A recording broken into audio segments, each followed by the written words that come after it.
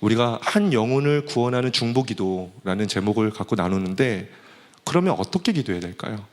그래서 네 가지를 좀 나누려고 하는데, 자, 첫 번째 함께 보겠습니다. 어떻게 기도해야 되는지 함께 읽겠습니다. 시작. 땀방울이 핏방울이 되도록, 땀방울이 핏방울이 되도록 기도해야 돼요. 여러분, 영혼 구원하는 기도는 사명을 위한 기도죠. 사명이에요, 사명. 이 사명을 감당하기 위해서는 일반적인 기도를 할 수가 없습니다. 특별한 기도를 해야 됩니다. 이것이 어떻게 기도하는 건지 예수님께서 잘 보여주셨죠. 예수님이 기도하는 것을 보면 언제나 열과 성을 다하여서 예수님 기도하셨습니다. 그렇게 기도하셨던 예수님께서는 마지막 십자가의 사명을 감당할 때, 영혼 구원의 사역을 감당할 때 주님께서는 그것을 특별히 여기셨어요. 그리고 겟세마네 동산을 찾으십니다. 그리고 그곳에 올라가서 기도를 하시죠. 자, 누가는 그 예수님이 기도하신 장면을 이렇게 기록해 놓았습니다. 누가복음 22장 말씀입니다. 다 같이 읽어볼게요. 시작. 그때 천사가 하늘로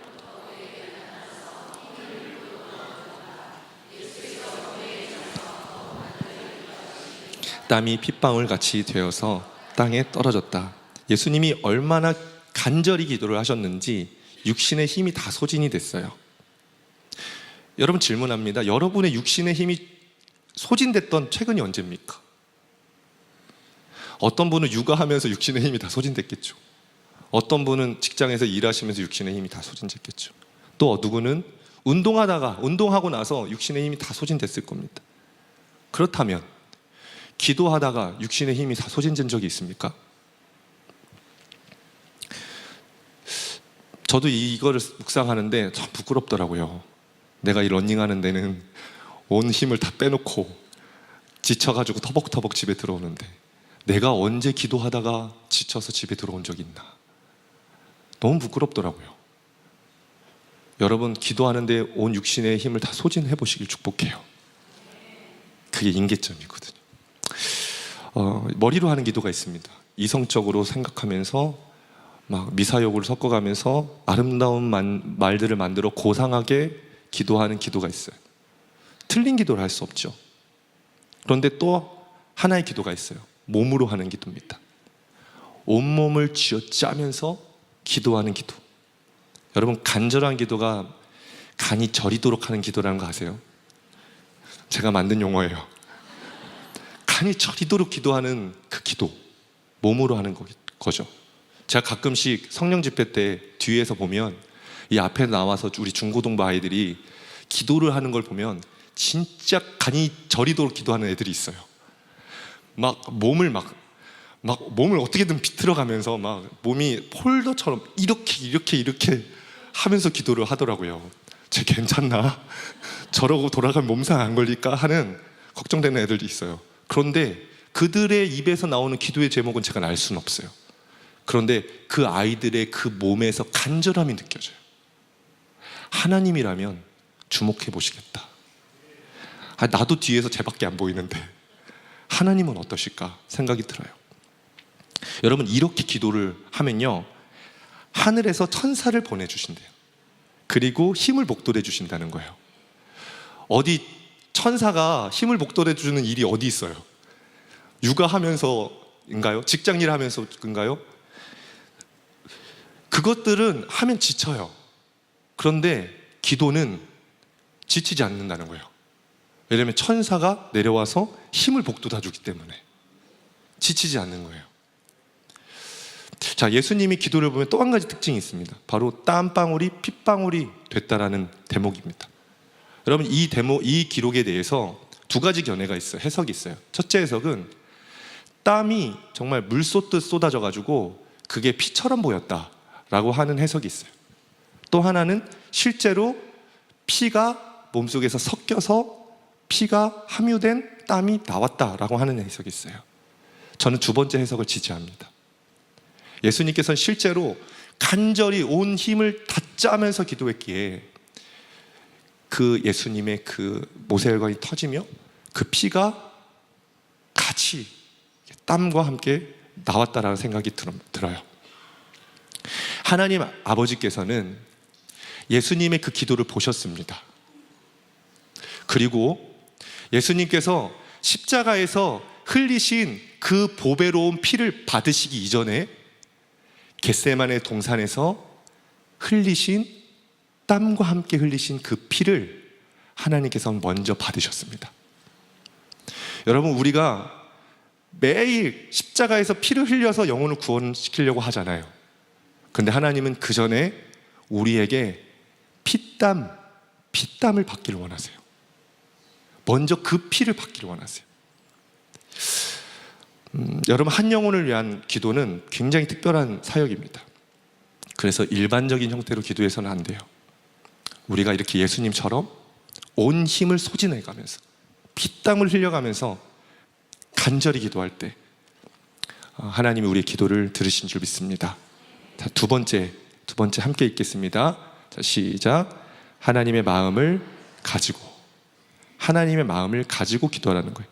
이사야서 59장을 보면 이사야가 백성들의 죄를 규탄하면서 회개를 청합니다. 그때 백성들이 자신의 죄를 토로해요. 죄를 고백해요. 그렇지만 그 백성들을 하나님께로 인도할 중보자가 없다는 것을 아시고 하나님께서 애타게 찾으시는 말씀이 나와요. 이사야서 59장 말씀을 볼까요? 함께 읽겠습니다. 시작. 압박받는 사람을 도우려는 사람이 없음을 보시고 중재자가 없음을 보시고 주님께서는 놀라셨다. 이게 메시아 예언에 대한 말씀이기도 하지만 중보자로 적용해 볼 수도 있는 말씀입니다. 하나님은 범죄한 백성들을 하나님께로 데려올 수 있는 중재자, 중보자가 없다는 것에 놀라셨어요. 그만큼 하나님께서는 중보자를 찾고 계신다는 것입니다. 마가복음 9장을 보면은 귀신 들린 한 아이가 나옵니다. 무리 가운데 한 사람이 예수님께 말했어요. 이렇게 말했어요. 마가복음 9장 말씀 다 같이 읽어보겠습니다. 시작. 무리 가운데 한 사람이 예수께 대답하였다. 선생님, 내 아들을 선생님께 데려왔습니다. 그 아이는 말을 못하게 하는 귀신이 들려 있습니다. 어디서나 귀신이 아이를 사로잡으면 아이를 거꾸러뜨립니다. 그러면 아이는 거품을 흘리며 이를 갈며 몸이 뻣뻣해집니다. 그래서 선생님의 제자들에게 그 귀신을 쫓아내달라고 했으나 그들은 쫓아내지 못했습니다. 귀신이 나가지 않는 그 아이가 낫지 않는 것에 대한 안타까움을 얘기하자 예수님께서는 뭐라고 합니까? 다음 말씀 볼게요. 19절 시작. 예수께서 그들에게 말씀하셨다. 아, 믿음이 없는 세대여, 내가 언제까지 너희와 함께 있어야 하겠느냐? 내가 언제까지 너희에게 참아야 하겠느냐? 아이를 내게 데려오너라. 예수님께서 귀신 들린 아이를 뭐라고 하세요? 내게로 데려오너라 라고 하십니다. 여러분, 우리 하나님이 바라시는 게 뭘까요? 죄진 자, 귀신 들린 자, 병든 자, 이렇게 구원받은 자들을 데려와라 라고 하고 계십니다. 적극적으로 데려오기를 원하세요. 그래서 중보기도가 뭐냐면 기도 가운데 중보 대상자를 기도 가운데 하나님 앞으로 데려가는 것입니다. 이게 중보기도예요. 반대로 개인 기도는 뭡니까? 내가 하나님 앞에 나아가는 것입니다. 오늘 여러분 중보기도 하려고 여기 모였잖아요. 내가 중보기도자입니다 라고 손 들고 오신 거잖아요. 그럼 여러분들은 이제 하나님이 찾으시는 중보자가 되어야 됩니다. 영혼을 하나님께로 데리고 갈 수 있는, 그를 내게 데려오라 하실 때 데려갈 수 있는 그런 역할을 해주셔야 되는 겁니다. 아버지는 귀신 들린 아들을 주님께로 데려오면서 뭐라고 했습니까? 22절 말씀 볼게요. 다 같이 읽겠습니다. 시작. 귀신이 그 아이를 죽이려고 여러 번 불 속에도 던지고 물 속에도 던졌습니다.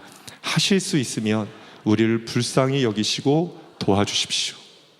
우리를 불쌍히 여기시고 도와주십시오.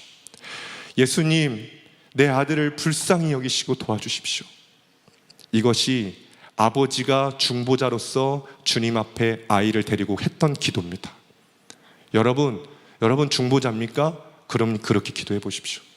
하나님, 내 아들을 불쌍히 여겨주시고 도와주십시오. 내 남편을 불쌍히 여겨주시고 도와주십시오. 이렇게 기도할 때 우리 안에 어떤 일이 일어나는지 아세요? 하나님의 마음과 내 마음이 일치가 됩니다. 다시 말해서 하나님의 고통이 내 고통이 되고 하나님의 슬픔이 내 슬픔이 됩니다. 그러면서 하나님과 마음이 합쳐지는 놀라운 신비로운 은혜를 경험하게 됩니다. 제가 지난 금요성령 집회 때 안수 사역을 했잖아요. 안수 사역을 하다가 초반인데 한 아이가 나왔어요. 그 아이의 머리에 두 손을 얹고 기도를 했어요. 제 마음 안에는 하나님, 이 아이를 불쌍히 여기시고 이 아이를 도와주십시오. 그렇게 기도하는데 갑자기 그 아이에 대한 하나님의 마음이 막 부어졌어요. 아이에 대한 하나님의 마음이 어떤 마음인지 계속 제 마음 안에 계속 부어지는 거예요. 그렇게 계속 기도를 하니까 제 안에 막 눈물이 터지더라고요. 그 이후로부터 계속 성도님들 기도하는데 하나님의 마음이 계속 부어졌어요. 전 잘 몰라요. 제 교구 외에는 잘 몰라요. 근데 기도를 해드리는데 그분들의 상황과 그분들의 심령의 아픔들이 계속 제 안에 부어지는 거예요. 그리고 한 아이는 기도를 하는데 주님이 이 아이에 대한 말씀을 주시는 거예요. 그래서 기도를 하고 이 아이에게 그 말씀을 전해줬어요. 하나님이 영혼을 불쌍히 여기시고 도와주십시오. 그 마음이 있으면 하나님이 마음을 부어주세요. 여러분, 중보기도 사역은 굉장히 무겁고 힘든 사역입니다. 여러분 잘못 오신 거예요. 여기 이 사역이 얼마나 힘든 건데요. 얼마나 무거운 일인데요. 근데 여러분, 이 사역이 이 원리만 깨달아주면 너무 쉽고 가벼워지는 사역이 됩니다. 제가 그림 하나 갖고 왔어요. 지렛대를 갖고 왔습니다. 여러분, 이 지렛대를 한번 잘 보세요. 지렛대의 원리가 있는데요, 아무리 무거운 물건도 지렛대를 갖다 놓고 저 받침점을 갖다 놓잖아요. 그러면은 작은 힘으로도 들어 올릴 수 있어요. 그냥 들면 못 들어요. 그런데 지렛대를 갖다 놓고 들면 가볍게 들려요. 여러분, 중보기도라는 게 되게 무거운 일이고 힘든 일이거든요. 그런데 이게 쉬워지는 방법이 있어요. 하나님 아버지의 마음이 부어지면 그때부터 이 중보는 되게 쉬워져요. 작은 기도이지만 큰 능력이 나타나요. 제가 하나님과의 마음이 일치된 또 하나의 사건이 있었는데 좀 오래전이에요. 오래전에 제가 몇 년 전에 새벽 설교를 하고 이 앞에 내려가서 앉아서 기도를 했어요. 우리 교회와 우리 성도들을 위해서 기도를 했어요. 그때 저희 교회의 상황이 너무 안 좋았거든요. 성도들도 많이 힘들어하고. 그런데 제가 교회와 성도들을 위해 기도하는데 갑자기 제 안에 통곡이 터져 나왔어요. 마음이 너무 아픈 거예요. 마음이 너무 막 찢어지는 것이 아픈 거예요. 그래서 제가 가슴을 붙잡고 꺽꺽 울었어요. 그때부터는 기도가 안 돼요. 뭐 말로 하는 기도가 안 돼요.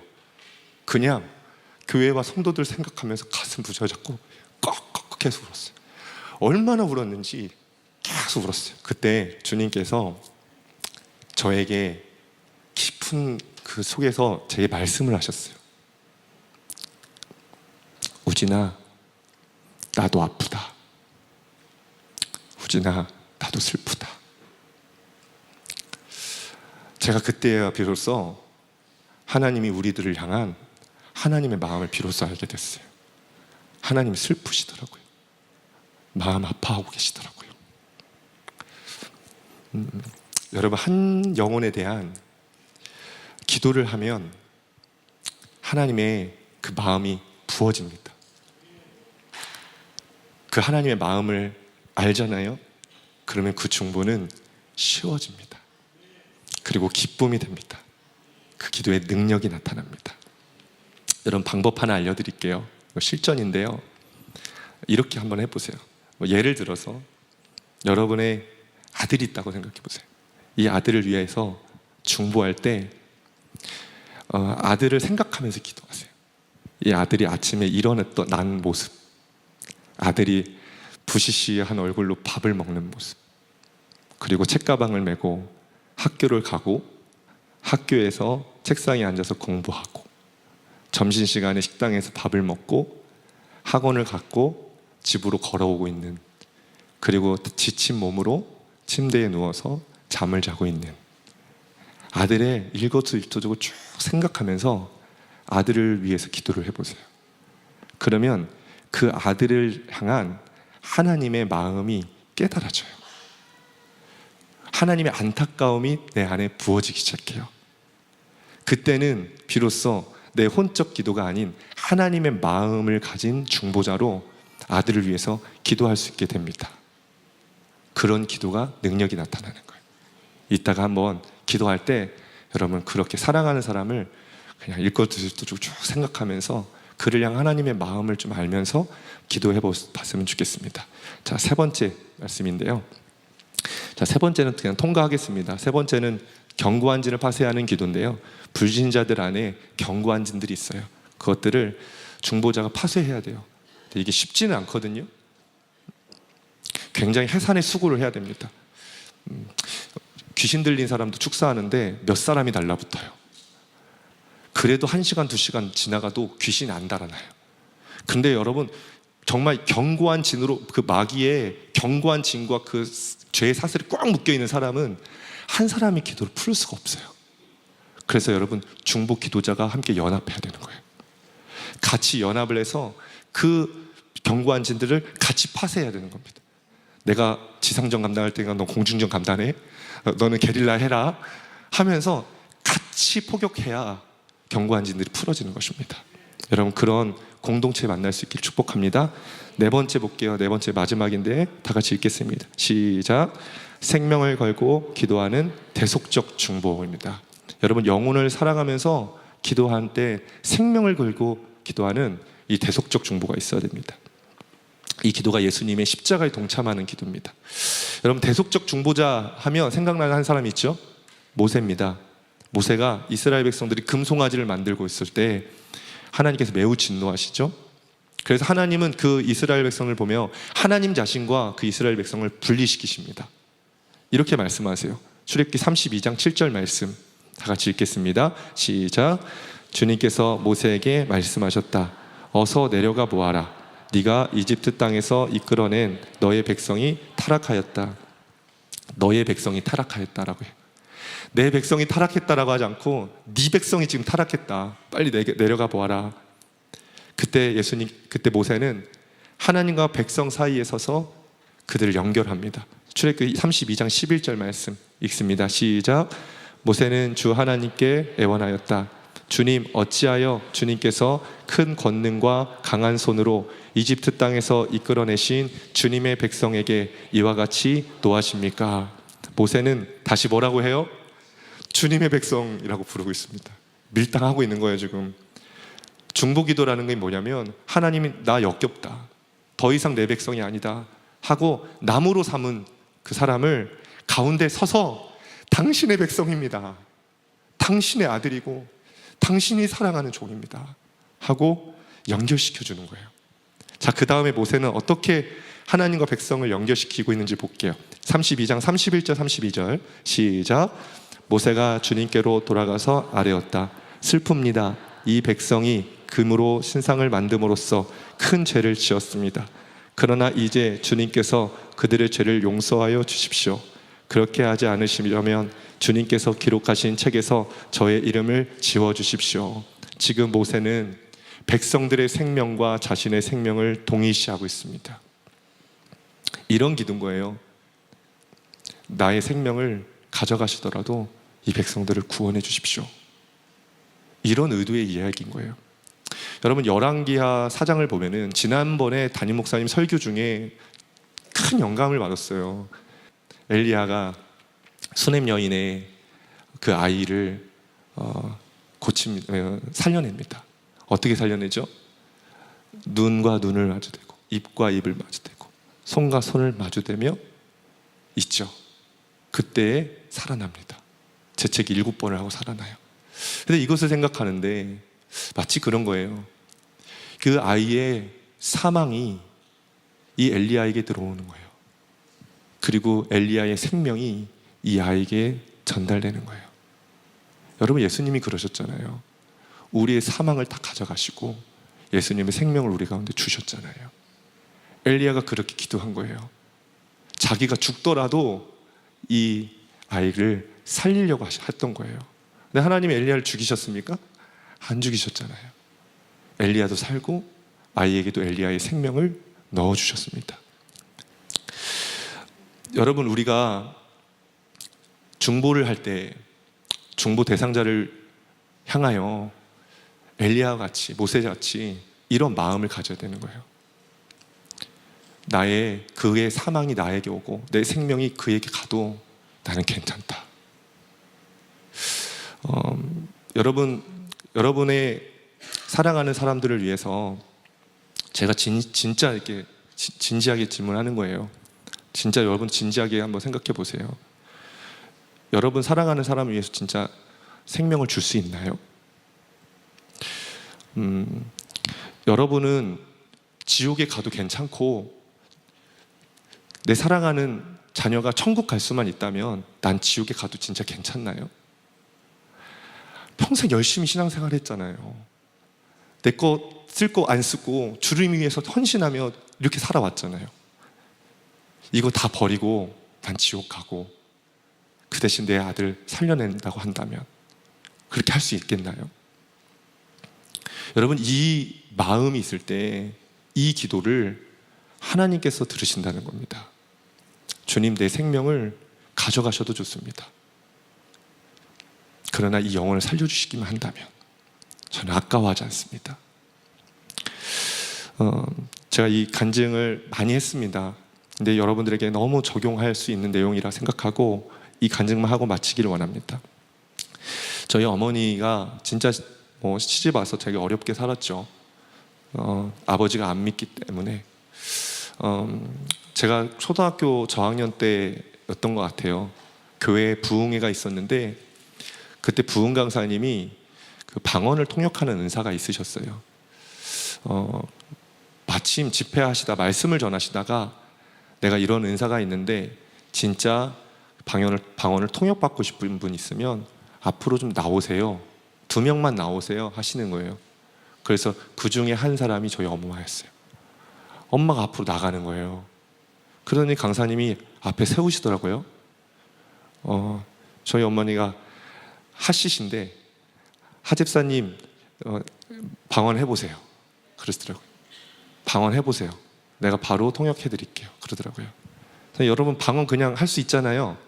운전하면서도 하고 설거지하면서도 할 수 있잖아요. 어머니가 서서 방언을 막 하셨어요. 근데 방언을 하는데 눈물을 흘리시는 거예요. 막 방언을 하면서. 근데 이제 강사님이 쭉 들으시더니 그렇게 통역해 주시더라고요. 하나님,